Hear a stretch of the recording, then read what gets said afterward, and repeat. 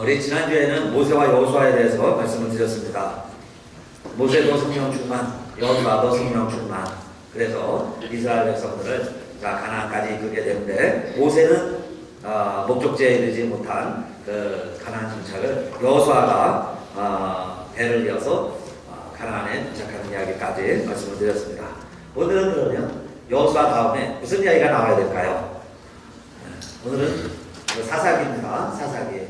사사기를 읽다가요, 모든 사사들이 다 정말 하나님의 영이 임해서 성령 충만해서 이스라엘의 지도자가 되었습니다. 그런데 이 시대는 바로 모세나 여호수아처럼 걸쭉한 지도자가 있는 시대도 아니고, 또 그 후에 사울과 다윗처럼 통일 왕국 시대에 왕이 있는 시기도 아니에요. 그러니까 과도기입니다. 중간기.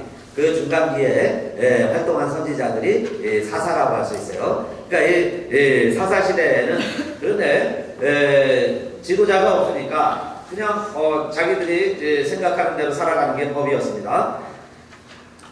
그러나 하나님은 이스라엘 백성들이요, 자기 마음대로 산다고 해서 이제 하나님을 잊어버리고, 바알이 우리 하나님이라고, 아세라가 우리 하나님이라고, 메소포타미아 신이 우리 신이라고, 모압의 그모스가 우리 신이라고, 암몬의 밀곰이 우리 신이라고, 그저 그냥 여호수아 사후에 이스라엘 백성들이 이렇게 되어버렸어요.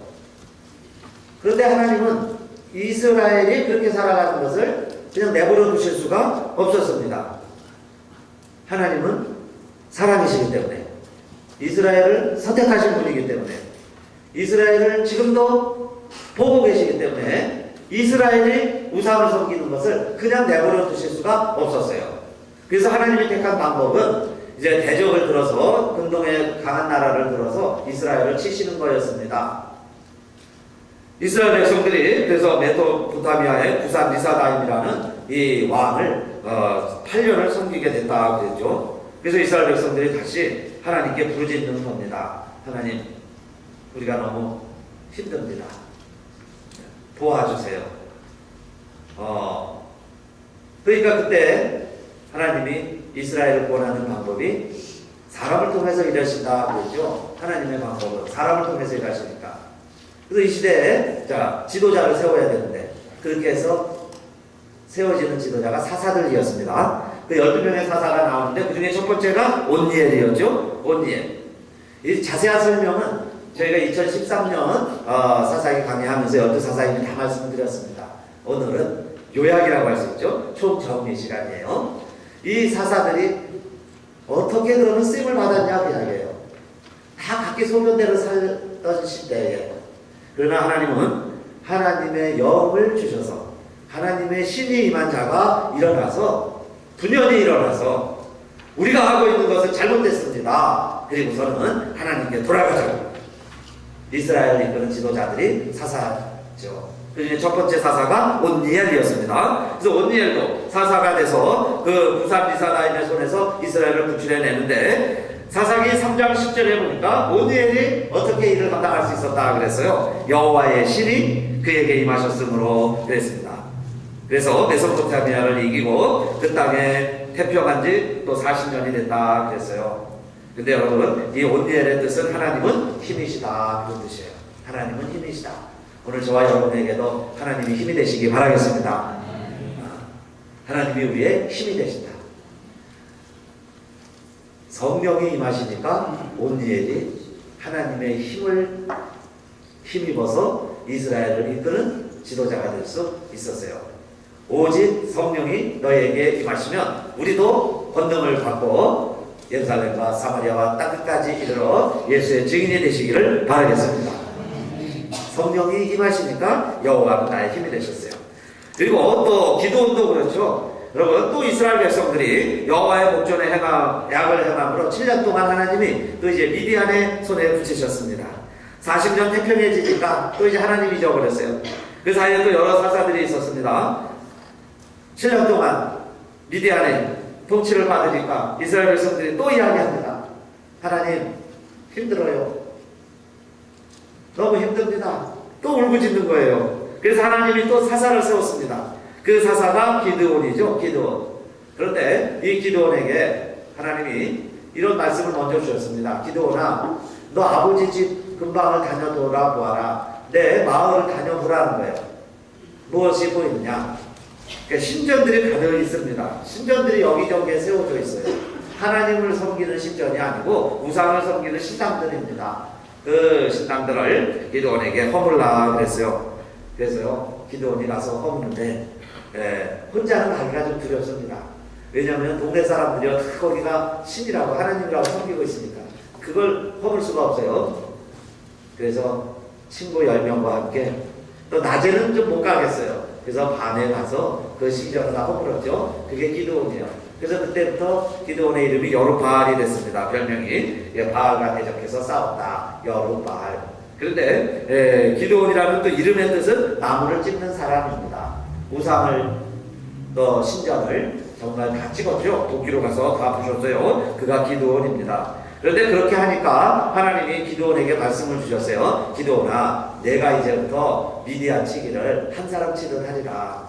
정말 이 미디안 숫자가요, 바다의 모래처럼 그렇게 많아요. 그게 사람들입니다. 그렇게 많은데 저걸 어떻게 전쟁을 이길 수 있는가? 이스라엘이 두려워하고 있는데 하나님이 이 기드온에 가서 전쟁을 하라고 그러죠. 그래서 군대를 모집을 했습니다. 근데 32,000명이 모였어요. 적은요 몇십만 명이 되는 거예요. 근데 우리가 32,000명 수가 부족한데 하나님은 기드온에게 그렇게 말씀하시죠. 32,000명도 너무 많다. 겁먹고 두렵고 집 걱정되는 사람들은 다 돌아가라 그랬어요. 그래서 22,000명이 돌아가고 10,000명이 남았습니다. 또 10,000명에게 물가에 데려가서 물을 먹게 했어요. 얘들이 막 엎드려서 먹는 사람, 누워서 먹는 사람 많이 있는데 손으로 떠서 먹는 사람은 300명. 저 300명을 데리고 와서 내가 전쟁을 하라 그럽니다. 수십만 명 적군을 300명 데리고 가서 승리로 이끈 자가 기드온이죠. 그래서 우리는 300명을 기드온의 용사다 이렇게 말합니다. 그런데 그 기드온이 원래는 겁장이에요. 미디안의 막내입니다. 그런데 어떻게 이렇게 용사가 될 수 있었어요? 사사기 6장 34절에도 여호와의 신이 기드온에게 강림하시니 그랬어요. 하나님이 함께 하시니까 용사가 되었다 그랬습니다. 저와 여러분도 대적은 수십만처럼 많고요. 우리는 300명처럼 자꾸 매서해 보이죠. 작아 보여요. 그러나 성령의 사람은 강한 걸 믿으시기를 바라겠습니다. 그래서 용사가 된 기드온, 역시 여호와의 신이 임했다 그랬습니다. 그리고 이스라엘이요 또 악을 행합니다. 그래서 이번에는 암몬 사람에게 또 붙였어요. 그 암몬 사람이 또 이스라엘을 통치합니다. 그런데 이 지도자가 없어요. 그래서 마을의 장로들이, 지도자들이 생각해 보니까 우리가 쫓아낸 기생의 아들이 하나 있는데 그 기생이 아들이 그래도 힘은 있고 지혜가 있어서 그래서 우리 가운데 리더감인데 지금 도망가 있습니다. 녹당에. 근데 거기에는 가난한 사람들, 거지들, 쫓겨난 사람들, 빚쟁이들 모여서 같이 살고 있어요. 그래서 그 깁다에게 가서 이야기를 합니다. 우리의 지도자가 되어서 이 암몬과의 전쟁을 승리로 이끌게 해달라.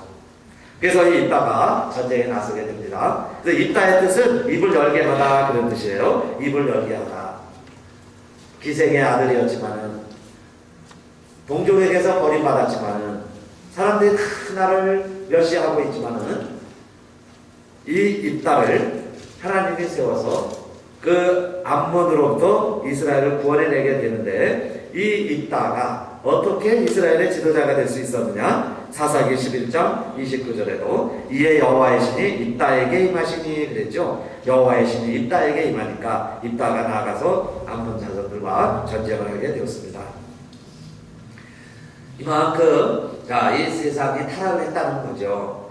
와이프가 있는데 기생을 찾고 기생이 아이를 낳고 그래서 가정에 불화가 생기는 겁니다. 불협화음이 생기고 그래서 이 아들을 버림받을 수밖에 없고 그런 시대 상을 이야기하고 있어요. 그런 입다라 할지라도 여러분 하나님은 다시 세워서 버림받은 자에게 성령을 보내주셔서 성령의 사람이 되게 하셔서 일꾼으로 많은 사람들의 지도자로 세우시는 것 믿으시기를 바라겠습니다.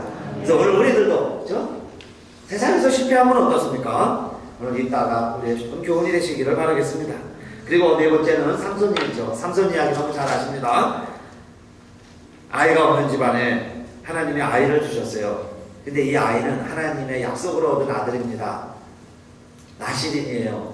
머리를 한 번도 깎은 적이 없습니다. 그 약속을 지키는 동안 하나님이 나신으로 쓰기 위해서 이 삼손에게 힘이 되어 주셨어요. 그래서 사사기 13장 25절에도 소라와 에스돌 사이 마하네단에서 여호와의 신이 비로소 그에게 그랬는데 그게 삼손입니다. 삼손에게 여호와의 신이 임해서 그러니까 힘이 생긴 거예요. 사자도 맨손으로 찢어서 이깁니다. 내기에서 졌어요. 그래서 옷 30벌을 해줘야 되는데 옷 30벌을 어디서 만들겠어요? 그래서 밖에 나가가지고 30명을 쳐 죽이고 그 옷을 벗기고 그 빚을 갚을 정도로 그렇게 힘이 좋았습니다. 사자와 1대1로부터도 30명과 30대1로부터도 그들을 다 물리칠 수 있는 힘이 있었어요. 그런데 이렇게 삼손이 힘이 있었던 것은 하나님이 함께 하셨기 때문에 그렇게 힘이 있는 용사인 줄 믿으시기를 바라겠습니다. 그러나 삼손은 그걸 몰랐어요. 자기가 똑똑하고 내가 재능이 있는 줄 아는 거죠. 그래서 그 좋은 재능을 여자 쫓아다니는데 자기 정욕 푸는데 자기 뜻대로 마음대로 살았다 이야기입니다. 그래서 삼손의 두 눈이 뽑히게 되고 결국은 신전에서요 그 자기들의 신을 섬기는 그 가운데 삼손은 조롱거리가 되는 거예요. 그래서 노줄에 매여서 쇠사슬에 매여서 그 연자 맷돌을 돌리고 있습니다. 뭐 소가 하는 일이에요. 그 짐승이 할 일을 삼손에게 시키고 있습니다. 그런데 삼손이 정말 눈먼 두 눈에서 닭똥 같은 회개의 눈물을 흘리면서 하나님께 기도합니다. 하나님, 이번 한 번만 힘 주시면 제가 하나님의 영광 땅에 곤두박질하게 만들고 나 때문에 하나님이 이렇게 업신여김을 당하시고 계신데 한 번에 다 그 빚 갚고 내가 하나님의 영광을 회복할 수 있게 해주세요. 그 마지막 기도를 하나님이 들으셔서 그 신전을 무너뜨리게 되죠. 그래서 살아서 죽인 자보다 죽을 때 죽인 자가 더 많았더라. 그래서 삼손도 결국 아름답게 그 인생을 해피엔딩으로 슬프지만 해피엔딩으로 끝나게 됩니다. 자, 이상 네 사사를 말씀드렸지만은 12사사 이야기가 나와요. 그런데 이스라엘이 왜 이렇게 12번씩이나 하나님이 태평시대 주면 또 죄짓고 죄짓으면 또 회개하고 그러면 또 하나님이 사사스러워서 구원해주고 그것도요 많이 봐주면 3-4번이지 같은 질 그 정도 하면은 좀 이제 알아야 되잖아요. 근데 12번씩 왜 이스라엘이 이렇게 했냐 이야기입니다. 그런데 사사 이야기, 삼손 이야기가 16장까지 끝나요. 그래서 17장이 사실은 이런 사사 이야기의 결론입니다. 왜 이렇게 살았습니까? 이스라엘 백성들이? 그게 오늘 본문이에요. 17장 6절. 일단 같이 읽어봅시다. 다 같이요. 시작. 그때에는 이스라엘에 왕이 없으므로 사람마다 자기 소견에 옳은 대로 행하였더라. 아멘. 왕이 없어요. 기준이 없어요. 그래서 자기 하고 싶은 대로 살아갔다 이야기입니다. 그러니까 이 사사들 이야기는요, 사사 이야기는 내 이야기예요. 내 삶의 이야기입니다. 50년 살아오면서 70년, 80년 지내오면서 우리는요 12번이 아니라 120번 더 이상도 하나님이 우리를 그렇게 지켜주셨고 도와주셨고 살려주셨지만은 기회만 있으면 또 도망가는 겁니다. 찬스만 있으면 죄짓고. 그런데 더 놀라운 사실은 하나님과 내가요 마치 내기하는 것 같아요. 내가 120번 죄지면 하나님은 121번 용서해 주셨다고 이야기해요. 지금도 하나님은 우리가요 나가면 또 죄질 줄 알아요. 그런데 하나님은 또 용서해 주실 거예요. 그 하나님의 사랑이 더 크다는 것을 오늘 우리 사사기가 우리에게 주는 거죠. 그게 교훈이에요. 그렇게 태평하면 또 죄 짓는 거예요. 그런데 하나님은 또 용서해 주시고 또 기다려 주시고. 저희가 10년에 성구영신 예배 드리면서 많은 결심들 했는데 한 달 이상 해오신 분들 한번 손 들어보세요. 나 지금까지 지키고 있어요. 별로 그렇게 못하죠. 그래서 하나님이요 설날을 또 주신 거예요. 설날 2월 19일 날 설날을 하면서 아유 하나님 내가 이렇게 못해왔는데 이제 다시 하겠습니다. 저도 많이 그래서 시작했습니다. 영어로는 성경 10장을 읽고 우리말로는 20장씩 읽겠습니다 그랬는데 처음에 좀 있다가요 아니 못 읽었어. 그래서 다시 10장씩 다시 시작을 합니다. 그게 하나님 은혜 아닙니까? 설날 되니까 다시 해봐라. 또 못하면 또 시작하세요. 또 하면 되잖아요. 그 사순절의 의미가 사실은 그겁니다. 40일이라는 게요 성경에는 이스라엘 백성도 40년 동안 광야 생활했죠. 모세도 40일 동안 시내산에 있을 때 하나님 쉽게 보내주셨어요. 엘리야도 호렙산에서 40일 있으면서 하나님이 함께 해주신 경험을 하고 더 큰 일을 합니다. 예후를 세우고 엘리사를 세우고 그러죠. 우리 예수님도 공생을 시작하기 전 40일 동안 기도하셨어요. 그러니까 40일이라는 것은 뭔가 하나님 만나기 전에 새해를 시작하기 전에 주신 기간이에요. 그때 해보라는 거예요. 근데 우리 예수님도 여러분 40일간 광야에 계신데 참 이상한 것은 성령에게 이끌려 그럽니다. Then Jesus led by the Spirit이에요. Led by the Spirit. 성령에게 이끌려. 그러면 예수님도요 금식해도 유혹이 없고 성령 충만하고도 그래야 되잖아요. 그런데 to be tempted by the devil입니다. To be tempted. 또 유혹받기 위해서 사탄의 유혹받기 위해서 광야를 갔다. 성령에게 이끌렸다. 또 사탄에게 이끌렸다 해야 돼요. Led by도 똑같아요. Led by the Spirit, led by the devil. 그게 뭡니까? 광야의 40년 생활이라는 것은 우리가 성령 충만해서 살기를 원하지만은 이 세상은요 악한 영도 함께 공존하는 세상이다 해야 돼요. 목사가 하나님 말씀대로만 살려고 그러지만 그러나 늘 또 이런 사탄의 유혹이 있는 거예요. 예수님이 같이 경험을 하셨죠. 성령에게 이끌려 사는데 마귀에게 시험받기 위해서 그랬어요. 같이 공존하는 겁니다. 그러면 하나님의 뜻대로 사는 자는 뭐냐? 마귀의 유혹을 받아요. 말씀으로 이겨내고 여러분 도전하고 또 승리하고 그러면 감사하고 또 넘어졌어요. 그럼 다시 일어나고 그렇게 살라고 우리 주님이 먼저 시험도 받으시고 우리의 삶이 그렇죠. 이스라엘 사사들이 그랬죠. 사사시대가 태평하면 또 죄짓고 좀 편안하면 또 죄짓고 하나님 더 섬겨야 되는데 더 섬겨야 되는데 하나님 점점 더 멀리하고 그렇게 살아가는 게 저와 여러분의 모습이다 해야 됩니다. 그러면 어떻게 해야 되냐? 또 죄질 것 같으니까 아예 실패할 것 같으니까 하나님 그럼 안 찾고 잊어버리고 에이 나는 이제 안 해. 이거는 사탄이 승리하는 삶이에요. 여러분 또 넘어졌습니까? 또 일어나시기를 바라겠습니다. 우리가 회개한다는 건요. 회개하죠. 매일 회개합니다. 회개한다는 것은 완벽한 인간이 되자고 회개하는 거 아니에요. 여러분요 우리가 회개한다고 아무리 노력한다고 완벽할 수 있습니까? 우리 또 실족해요. 또 실수합니다. 그런데 회개한다는 건 뭐냐? 내가 이렇게 실패했고 실수했지만 하나님은 지금도 나를 사랑하시고 그 크신 사랑은 내가 진 죄보다 훨씬 크고 하나님은 나를 받아주신다는 확신 때문에 회개하는 줄 믿으시기를 바라겠습니다. 그럼 또 회개하는 거예요. 하나님 나를 받아주시니까 그렇죠? 하나님 나를 기다리고 계시니까 그래서 회개하는 겁니다. 뉘우치는 거예요. 어떤 유대 랍비가 미국에 이민을 오게 됐습니다. 미국에 이민을 와서 사는 거예요. 그러면서 그렇게 이야기를 했습니다. 나는 이제 아돌프 히틀러를 다 잊기로 했습니다.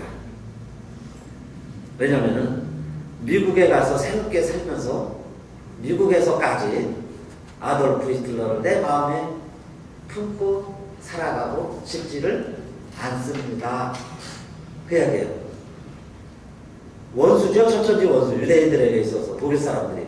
그 중에 히틀러는요 원수 중에 원수입니다. 그런데 내가 미국에 와서 새롭게 살기로 결심을 했는데 미국에서 미국 시민으로 살면서까지 내가 그 미워하는 마음을 갖고 새 삶을 시작하지는 않겠다 그 이야기예요. 오늘 우리가 천국 시민으로 살아가려고 그러죠. 천국을 내가 이 땅에 살아내는 겁니다. 천국 시민으로 살아가려면 우리가 어떻게 해야 되느냐? 여러분 우리 안에 아픔들이 있어요. 상처가 있습니다. 미움이 있어요. 그런데 그 미움 때문에 우리가 실족도 하고 넘어지기도 하고 가슴앓이도 하죠. 그게 상처가 되어 있습니다. 그런데 그걸요 잊어버리라는 거죠. 새롭게 살아가자는 거예요. 천국이 뭡니까? 백지장에서 새롭게 살자는 거예요. 기생의 아들이면 어떻고 실패했으면 어떻고 7년 8년 종살이 하면 어떻고 여러분 430년 종살이 했으면 어떠냐 그 말씀이에요. 이제 새 하늘과 새 땅이 펼쳐지니까 새롭게 살아가자. 근데 왜 우리가 새롭게 못 삽니까? 왜 내가 변화가 안 되냐 이 말이에요. 과거에 매여서 그래요. 과거의 아픔들을 잊어버리지를 못합니다. 그게 씻기지가 않는 거예요. 그 왜 그럽니까? 내가 살아있으면 씻기지가 않아요. 그런데 사실 용서해줘야죠. 근데 용서는 성령의 능력이에요. 내 힘으로는 안 돼요. 성령 충만하면 여러분 다 잊어지는 줄 믿으시기 바라겠습니다. 여러분들 자꾸 생각나면요 성령 충만을 사모하세요. 그러면요 온데간데 없어지고 잊어지는 거예요. 사실 우리의 육신의 상처도 마음의 상처도요 세월이 약입니다. 시간 지나가면 다 잊혀지거든요. 그런데 이게 왜 안 잊혀지냐면 상처가 노들만하면요 가지가지거리니까 자꾸 뜯어요. 그 자꾸 뭘 어떻게 해가지고요 또 도달하게 만듭니다. 그래갖고 그 상처가 아예 그냥요 우리에게 원망을 하게 만드는 겁니다. 그게 바로 가만히 내버려두면 잊어지는데 그걸 자꾸 되새이고 기억을 하고 그렇게 되죠. 그래서 그게 원한이 되는 거예요.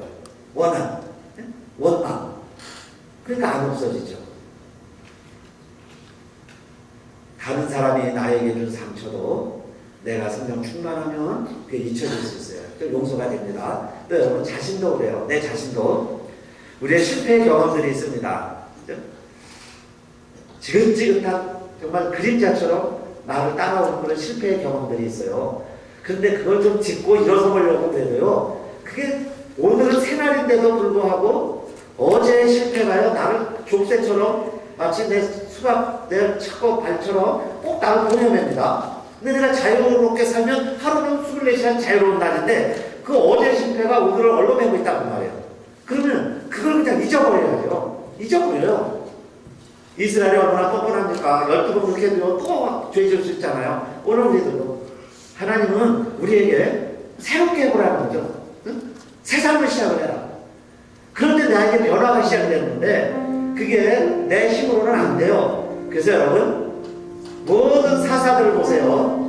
무엇이 임하니까 용사가 되고 하나님의 지도자가 되고 하나님의 일꾼이 되어서 그 사명을 감당했느냐? 오직 여호와의 신이 함께 하시니까 그랬습니다.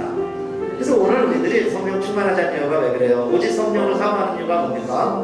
또 실패하니까 우리들은. 그래서 하나님의 사랑은 우리가요 하나님의 사랑을 깨닫기 전에는 하나님은 우리에게 죄의식도 못 느끼게 하신다는 거예요.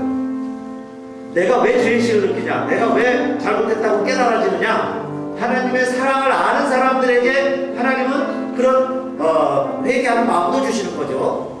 그러니까 아직 내가요 죄인인지도 모르는 사람은 아직 하나님 사랑도 모르는 거예요. 여러분 내가 자꾸 실패자 같고 내가 힘들고 제가 죄인이고 그게 느껴지는 분들은 하나님의 사랑을 아는 사람들이라고 이야기해요. 그래서 하나님의 사랑으로 하나님의 넓은 은혜의 바다로 마음껏 헤엄쳐 다니게 되시기를 바라겠습니다. 하나님 우리에게 성령을 주시는 이유죠. 성령